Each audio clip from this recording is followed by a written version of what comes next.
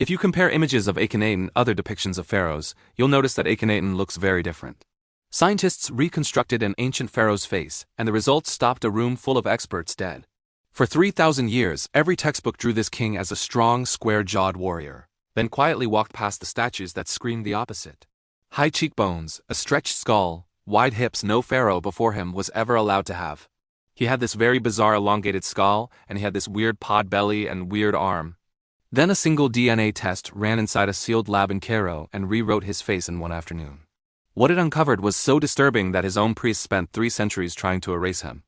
So what did those scientists finally see in his face that the world refused to look at for 30 straight centuries?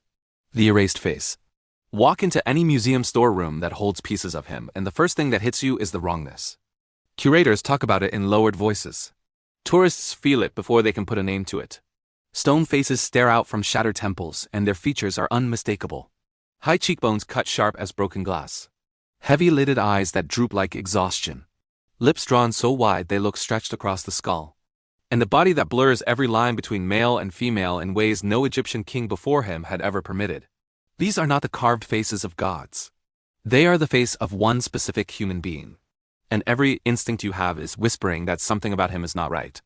These statues once guarded the heart of Egypt. The man they belonged to was Akhenaten. And in the 13th year of his reign, he did something no pharaoh had ever dared. He shut down every temple of Amun. Think about that for a second. Amun was the chief god of the entire pantheon. The god his own father had served. The god whose priests had placed the crown on his head. And closed their doors in a single decree. Records from 1353 and 1352 BCE detail the confiscation of priestly estates and the dismissal of thousands of temple workers. Festivals that had structured ordinary life since before the pyramids were built were cancelled overnight. And he did not stop there.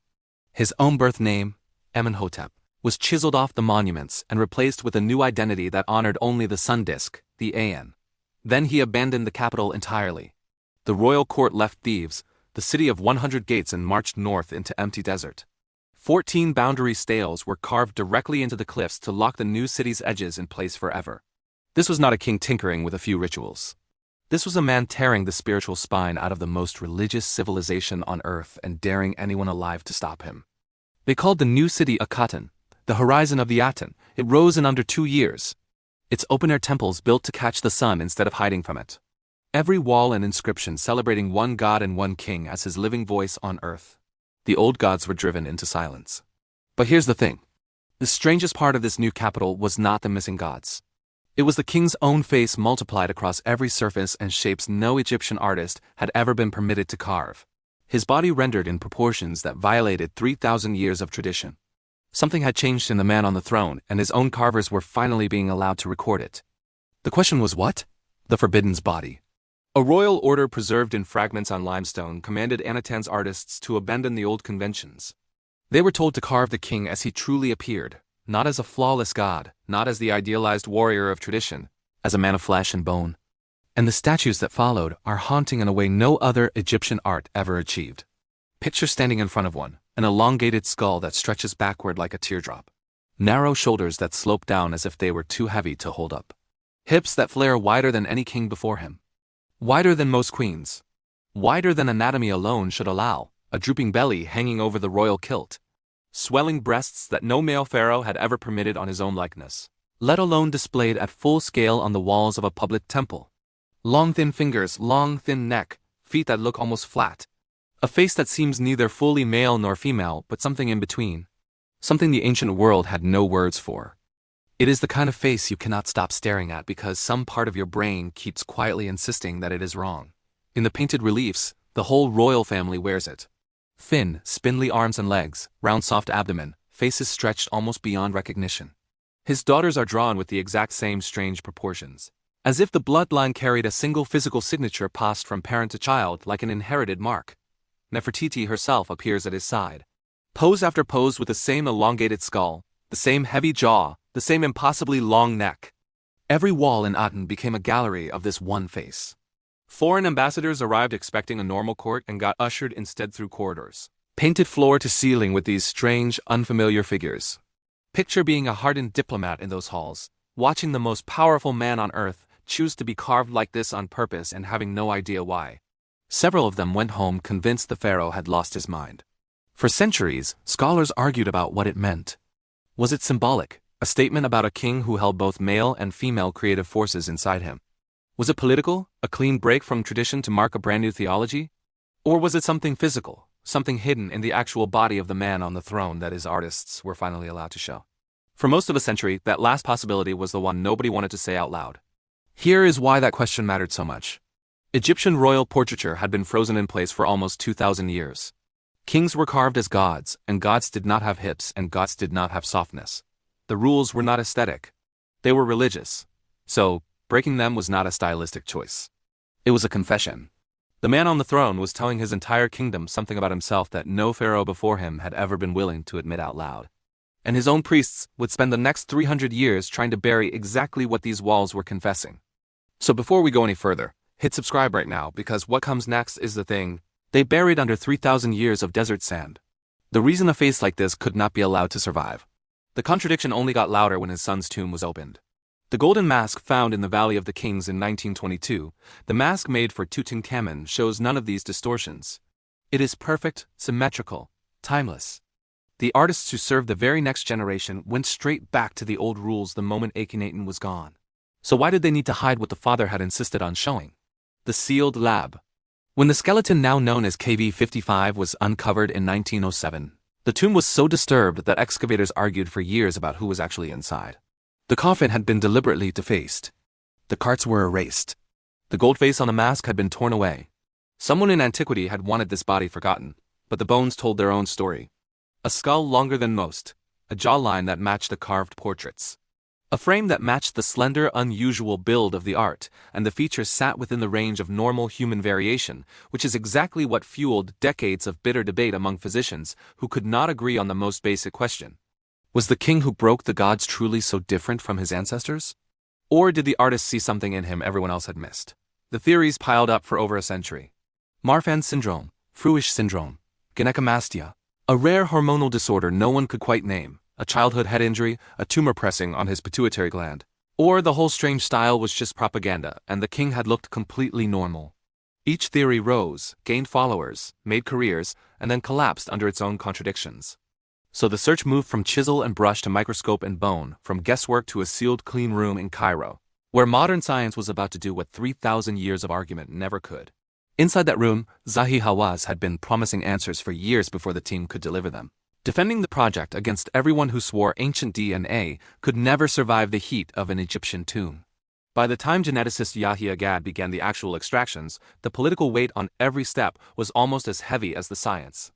The team spent 2 full years just designing a study airtight enough to survive every challenge that was coming. If they got this wrong, the skeptics would bury the whole field for another generation. 11 royal mummies were selected. Tutankhamun, whose face the world already thought it knew. The enigmatic KV-55 individual from that defaced coffin. The unnamed woman known only as the younger lady hidden in a side chamber with her face deliberately smashed by someone who did not want her remembered.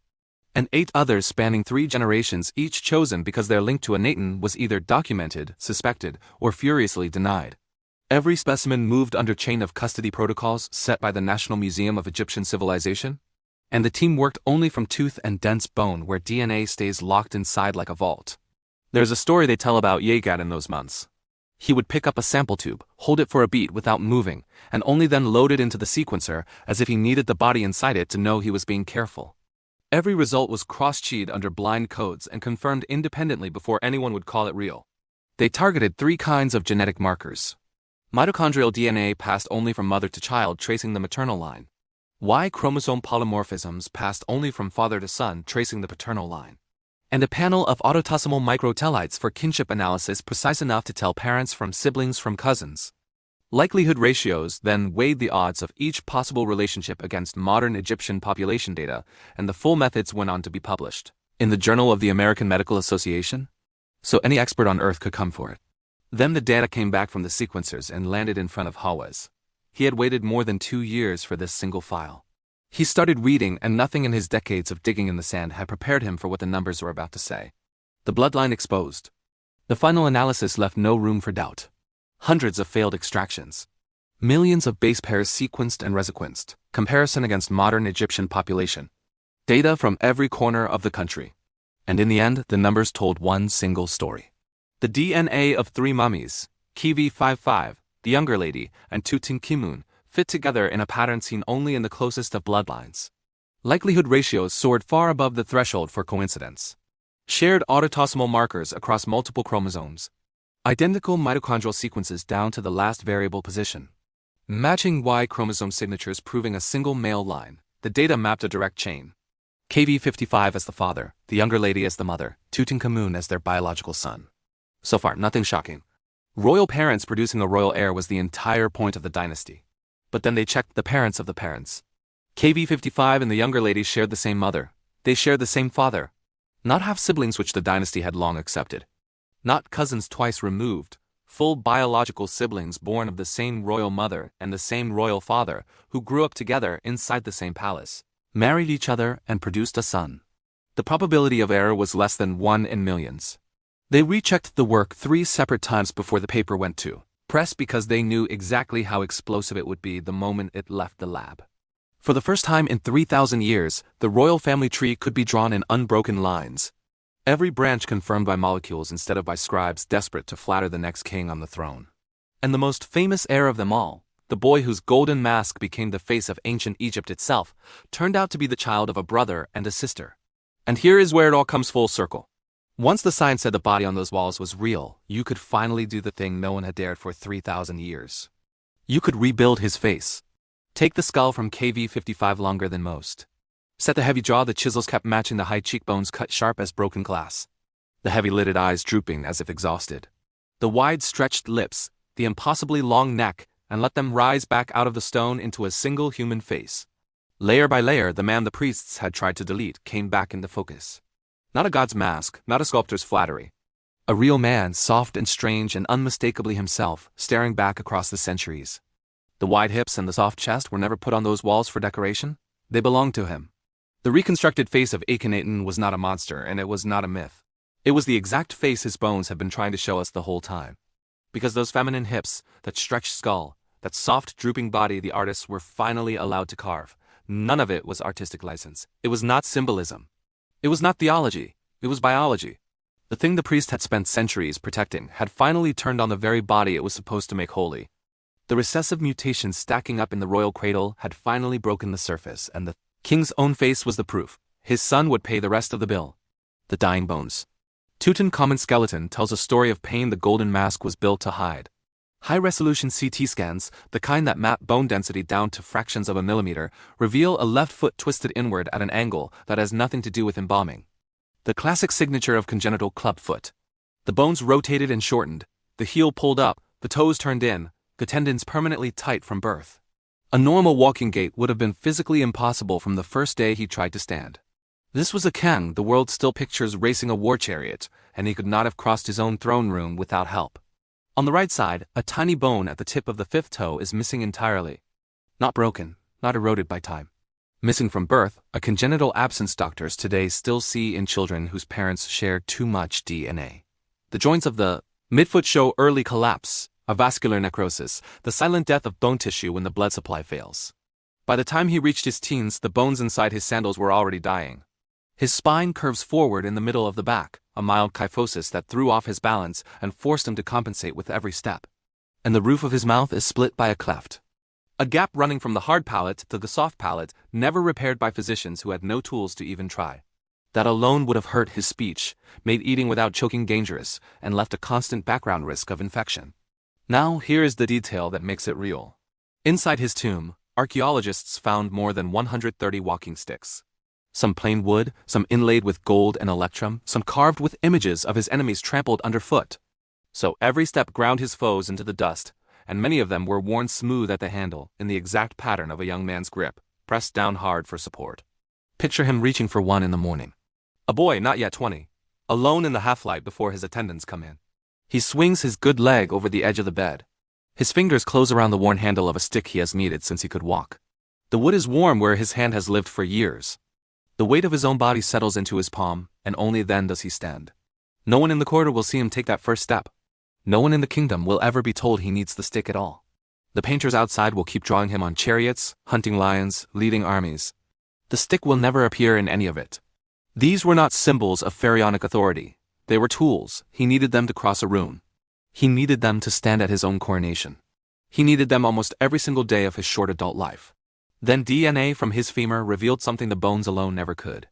Traces of Plasmodium falciparum, the parasite behind the deadliest form of malaria. Not one strain, multiple strains pointing to repeated infections over months or years. The most recent still active in his blood the day he died, tearing through an immune system already too damaged by inherited illness to fight back the way a healthy 19-year-old should have, because that is how old he was. Tutankhamun died at roughly 19. His body a catalogue of inherited and acquired disease. A club foot that crippled him, a spine that bent him, a palate that split his mouth, bones dying while he was still alive, and finally a tropical fever finishing what his own blood had started. But none of this was bad luck. So how does a single family keep producing children? This broken on purpose generation after generation. The priests knew the answer. They just never wrote it down. The fatal policy, the reason the boy in the gold mask could barely walk, reaches all the way back through his father, through his grandfather, through every royal marriage buried in the heart of the 18th dynasty. To understand why his bones broke, you have to understand the one rule his family refused to bend. Royal Egypt did not stumble into incest by accident. The marriage of siblings was deliberate policy, rooted in the belief that the king's blood carried an actual physical spark of the divine hymns and boundary. Staley described the royal line as a living conduit for cosmic order. The only thing standing between civilization and the chaos waiting to swallow it. Any threat to that purity, even marriage to a distant Egyptian cousin, was treated as a threat to the balance of the entire world. So the pharaoh's sister was not just a wife. She was a vessel for the same sacred inheritance, the only womb pure enough to be trusted with the throne. Marriage contracts from the 18th dynasty spell out the logic with chilling clarity. The legitimate heir had to be born of both king and royal sister, so power never strayed beyond the family circle. Half-sibling unions had been common for generations. Full sibling marriages were rarer, but never forbidden. And every generation that repeated the pattern raised the odds of inherited disease in ways the priests could not measure. But the bones now record in stunning detail. Modern genetic models put it in brutal numbers. When two unrelated people have a child, the chance of a rare recessive disorder is roughly 3%. For the child of two full siblings, that risk jumps to 25%, 1 in 4.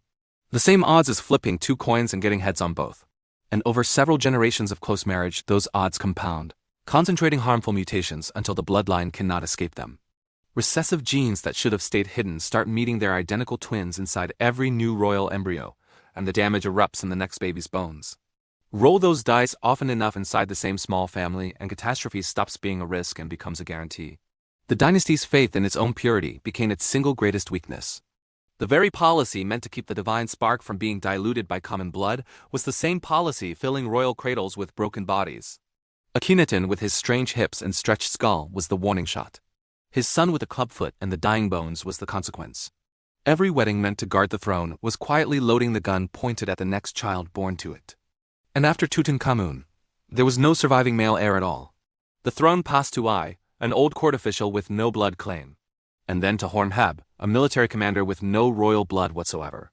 The bloodline of Thutmose the Conqueror and Amenhotep the Magnificent. The line that built an empire from the Nile to the Euphrates ended in a teenager who could not walk to his own throne without a stick. So the DNA did not just rebuild the face of a pharaoh. It exposed the exact machine that destroyed his family from the inside. The hips, the skull, the soft body, the face that made every later pharaoh terrified to be linked to him. None of it was style, and none of it was metaphor. It was the visible end stage of a genetic accident the royal family had been running toward for centuries with their eyes wide open. And today, the science says the thing those priests would have refused to hear. Even the mightiest empires, the ones that built pyramids and called themselves living gods on earth, still answered to biology. Every generation that chose purity over diversity paid the bill in flesh and bone. Every king who married his sister to protect his crown left his grandson a little weaker, a little sicker, a little closer to the collapse that came knocking in the desert at Akhenaten and never left. The face on the temple wall was never a mistake by his artists. It was the truth his bones were forced to tell.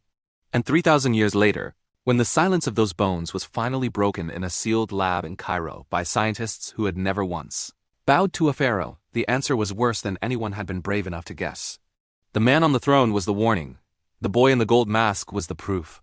The most powerful dynasty in human history did not fall to invasion or famine or revolt. It rotted from the inside. One royal wedding at a time until there was nothing left to crown.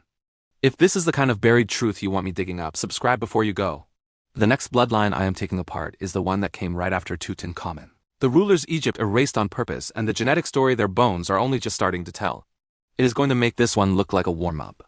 And tell me in the comments, what do you think the priests of Amun knew about this family that they never dared to write down? I read every single one.